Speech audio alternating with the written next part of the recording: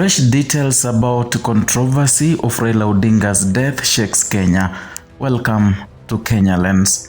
Now, the Siaya Governor James Orengo has publicly questioned the circumstances under which former Prime Minister Raila Odinga traveled to India before his death, suggesting the late leader did not leave the country willingly. In a morning radio interview on Thursday, March 5, 2026, Orengo said he believes Raila was almost forced to travel abroad, accompanied by the individuals whose actions he now finds questionable. He also cast doubt on the official explanation surrounding Raila's death, saying a proper inquiry is necessary to establish the truth. The remarks mark one of the most direct challenges to the narrative surrounding the final days of the former Prime Minister. Governor Orengo spoke carefully. He said he was aware of the sensitivity of the matter, especially to the family, but he maintained that the circumstances surrounding Raila's evacuation from Kenya require deeper examination. According to Orengo, the decision to travel to India did not appear voluntary. He indicated that Raila was evacuated under conditions that, in his view, deserve public scrutiny. He suggested that the late leader was taken to a particular institution in India in the company of certain individuals whose role he believes must be examined. The governor did not provide further details, but he made it clear that he believes questions remain unanswered. At the center of his concern is the absence of a post-mortem report. Orengo said that without an official medical report, conclusions about the cause of the death cannot be considered final. He noted that several health conditions linked to Raila had been in the public domain. However, he argued that based on those known factors, the cause of death is presented does not align with what was publicly understood about Raila's health. He suggested that there have been some form of intervention. He did not elaborate on what the intervention might have been, and inquiry said would allow the truth to come out. His statements have introduced a new layer of debate into the nation still grieving. Raila Odinga was not just a political figure, he was a central force in Kenya's political landscape for decades. A former Prime Minister, a long-serving opposition leader, a symbol of reform for many supporters, and his death marked the end of an era. Public mourning followed. Across the country, tributes poured. Political leaders across the divide expressed condolences. Supporters gathered in different regions to remember him. But even as the nation mourned, questions began to circulate in political circles. Governor Orengo's comments now bring those questions into the open. He drew from his own experience in past high-profile cases to explain why he believes verification is essential. He referenced the death of former Foreign Affairs Minister Robert Ouko. At the age, initial claims suggested suicide, but subsequent investigations revealed a more complex and troubling story. Orengo also referred to the murder of Julie Ward. He was involved in a legal proceeding surrounding that case. He pointed out that early explanations in that case did not reflect the full truth, and according to Orengo, history shows that even official accounts must sometimes be independently examined. He argued that professional conclusions, while important, require verification. That principle, he said, should apply in this case as well.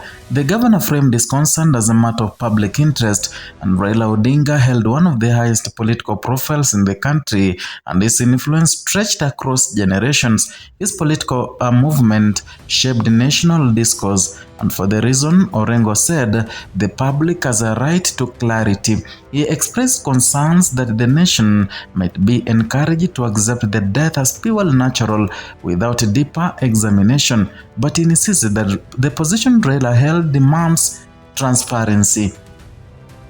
The remarks also connected to earlier statements made by Orengo following Raila's death on February 21, 2026. While addressing a Linda Mwananchi rally in Kakamega, the governor warned that the efforts were underway to weaken the Orange Democratic Movement.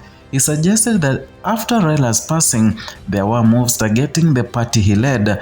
The Orange Democratic Movement, widely known as ODM, has been a major political force in Kenya for nearly 2 decades. It has produced members of parliament, governors, senators, and national leaders, and Raila's leadership was central to its identity. His absence requires and also creates a political vacuum.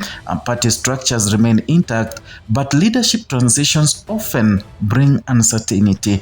Orengo's statements now place both the circumstances of Raila's death and the future of ODM under closer scrutiny. Political analysts also say such remarks are significant because they come from the senior figure within the party and long-time ally of Raila.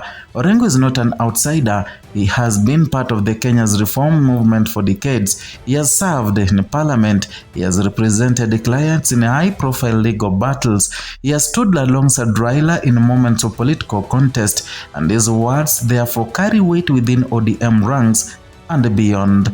At the same time, his comments stop short of making direct accusations. He calls for inquiry, he calls for verification, he calls for truth, but he does not name individuals or institutions beyond raising general concerns. That distinction matters, and in a country where political tensions can run high, language shapes reaction.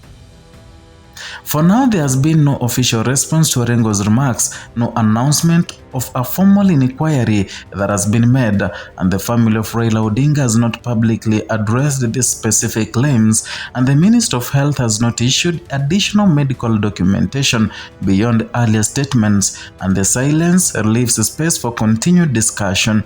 For many Kenyans, the issue is not political rivalry, it is about closure. The death of national figure affects more than party supporters. It affects the national story. Clarity provides space, uncertainty fuels doubt, and Governor Orengo says he will speak more at an appropriate time. For now, he says he must remain sensitive to the feelings of the family.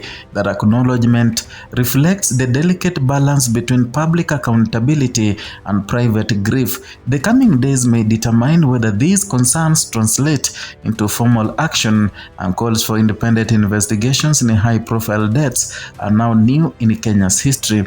In some cases, inquiries have reshaped public understanding, and in others, they have deepened divisions. What remains clear tonight is this: a senior governor has questioned the official narrative. He believes Raila Odinga did not travel to India willingly. He doubts the cause of death as currently understood, and he says the nation deserves answers. And as the country continues to mourn one of its most influential political figures, the conversation has shifted from remembrance to accountability, from tribute to inquiry. The weight of those questions now rests with institutions charged with safeguarding public trust, and with leaders who must decide whether the further investigations is warranted. For many citizens, the hope is simple: that truth, whatever it may be, is established clearly, so that history records not only the life of Raila Odinga, but also the full account of his final days. In moments like this, a nation does not only grieve its leaders, it seeks clarity, because truth remains the strongest foundation for public trust.